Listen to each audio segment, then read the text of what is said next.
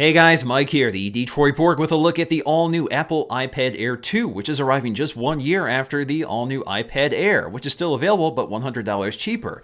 So the iPad Air 2 is thinner, much more powerful with an A8X processor, which has 3 cores and 2 gigs of RAM. This is the first iOS device to have more than 1 gig of RAM. We also have a new iSight camera, 8 megapixels instead of 5.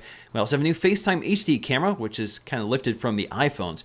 We also have a new optically bonded display, which is now laminated to the glass so there's no air gap, so that improves contrast, color quality, refraction, as well as an anti-glare coating on the glass to make this the least reflective display of any tablet today. This is 18% thinner, is available in gold in addition to silver and space gray. We also have 3 capacities, 16, 64, and 120 gig capacities at the same pricing of last year's 16, 32, and 64 gig capacities. You also have an LTE version, which now features Apple SIM, which is a SIM that works across carriers. So instead of buying a specific iPad for a specific carrier, instead you just select your carrier from settings, which is very interesting. And of course, Touch ID has finally been added to the iPad.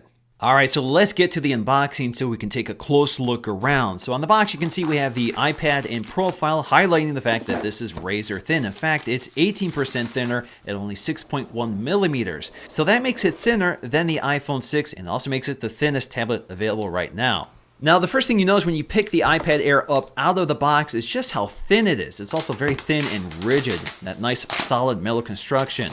Now, from the front, it pretty much looks identical to the iPad Air. In fact, dimensionally, it's the same, but of course, you have Touch ID, which stands out right away. Now, that gold color is very vivid, more vivid than the more champagne color of the iPhone 5S, but identical to the iPhone 6 and 6 Plus gold color. So if you don't like gold, this may not be the best option for you, but you do get a white glass bezel, which I prefer personally on the tablet because it shows less fingerprints. Now, in terms of accessories, of course, we have our literature packet, which includes a quick start guide, some regulatory information, and Apple stickers. Behind that, we'll find the Lightning to USB cable for charging and syncing your tablet. Now, we also have a 10-watt power adapter for charging the iPad. That's smaller than the 12-watt that ships with the iPad Air. And that's because this has a 15% smaller battery than last year.